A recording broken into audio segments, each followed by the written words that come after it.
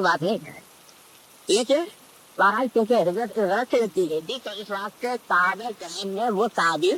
مشہور ہو گیا تھا، ان کا لقب مشہور ہو گیا تھا مہاجر ابن قیس، اور خاتون کا نام تھا ابن قیس، تو اس صحابی کو کہا جاتا تھا مہاجر ابن قیس، یعنی یہ ابن قیس سے مہاجر ہے، ابن قیس کی غلط سے ابن قیس کے قائم کرنے کے لیے، ان سے بچا کرنے کے لیے انہوں نے عزت کی، لہٰذا صحابہ کرام میں ان کا لقب مشہور ہو گیا تھا مہاجر ابن قیس۔ جنگ نبی کریم سرورت عالم صلی اللہ علیہ وسلم کو اختلاف ہوئی کہ ایک تابعہ جنہوں نے ہجرت اس غرض سے کی ہے، اس موقع پر آ کے خطبہ دیتے ہوئے یہ حدیث ارشاد فرمایا انما الاعمال بالنیات وانما لامرئ ما نوى فمن كانت هجرته الى الله ورسوله فهجرته الى الله ورسوله ومن كانت هجرته الى الدنيا يصيبها او امرأة ينكحها فهجرته الى ما هاجر اليه۔ یہ خطبے میں آپ نے یہ بات ارشاد فرمائی تاکہ وہ صحابی سن لیں کہ انہوں نے جو کام کیا وہ اگر سے ناجائز کام نہیں ہے، کوئی آدمی اگر کسی عورت سے نکاح کرنے کے لیے ایک شہر سے دوسرے شہر جائے تو کوئی شرط منع نہیں کرتی، لیکن تنبیہ آپ یہ کرنا چاہتے تھے کہ وہی کام اگر تم اللہ کے رسول کو راضی کرنے کے لیے کرتے، اللہ کے رسول کے حکم کی تعمیل میں کرتے کہ اس کام سے تمہیں اجر ثواب زیادہ نہیں ملتا، اب تم ایک عورت سے خاطر ہجرت کی تو ثواب نہیں ملے گا تمہیں، یہ کہنا چاہتے ہیں رسول کریم صلی اللہ علیہ وسلم جس کی بنا پر آپ نے یہ خطاب فرمایا۔ اب دیکھیے سرکار دو عالم صلی اللہ علیہ وسلم کا انداز تربیت، یہ بات آپ اس لیے ان کو براہ راست کر بھی کہہ سکتے تھے ان صحابی کو، اور اگر آپ ان کو تنبیہ کرتے تو صحابہ کرام میں سے کوئی بھی ایسا نہیں تھا جو رسول کریم صلی اللہ علیہ وسلم کی تنبیہ پر بھی کوئی ادنا ناگواری محسوس کرے، صحابہ کرام اس کو اپنے خوش قسمتی سمجھتے تھے کہ صاحب رسول کریم صلی اللہ علیہ وسلم ان کو تنبیہ کرے کسی بات پر، ان کو تربیت بلا کر کہہ سکتے تھے، لیکن بلا کر کہنے میں جو مسئلہ بتانا ہے ساری امت کو کہ وہ مسئلہ ساری امت کو نہ بتایا جا سکتا، ساری امت کو یہ فائدہ نہ پہنچ، یہ حکم معلوم نہیں ہوتا، اس لیے خطبے میں جمعہ سے خطبے میں آپ نے یہ بات ارشاد فرمائی، لیکن جمعہ کے خطبے میں آپ یہ بھی کر سکتے تھے کہ آپ یہ کہتے کہ بھائی کوئی صاحب ہیں جنہوں نے نکاح کرنے کی خاطر ہجرت کی ہے، میں یہ بتانا چاہتا ہوں ان کی ہجرت، یہ کہہ سکتے تھے کہ نہیں،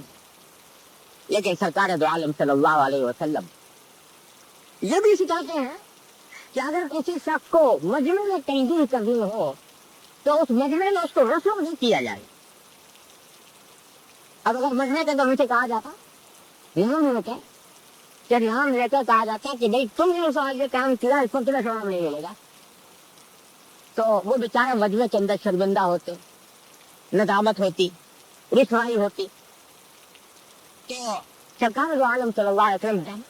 تربیت فرماتے ہیں، تبلیغ فرماتے ہیں، دعوت دیتے ہیں، تعلیم فرماتے ہیں، اس بات کے لیے آ ہے کہ کسی بندے کو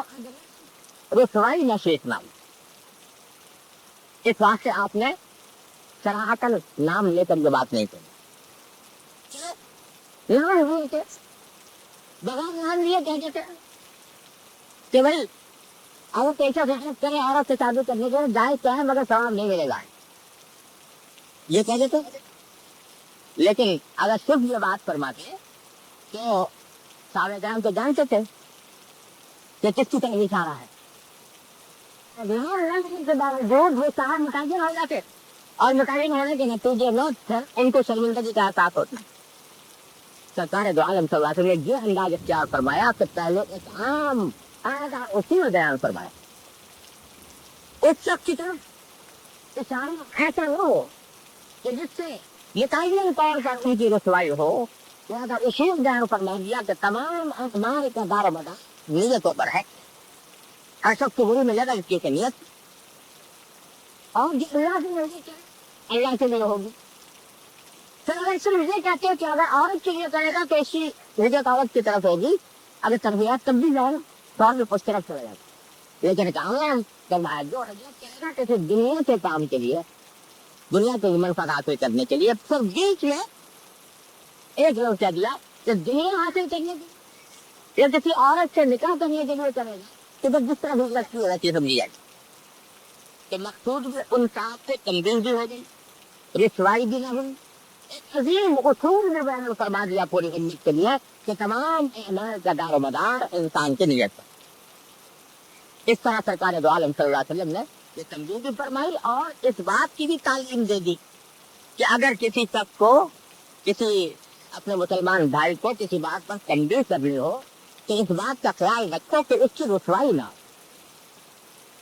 مسلمان کا کام میں ضرور ہے کہ اگر کسی دوسرے مسلمان کے اندر کوئی برائی نظر آ رہی ہے کہ اس کو بتا دے، یہ مسلمان کو چاہیے۔ حدیث میں فرمایا کہ المؤمن مرآۃ المسلم،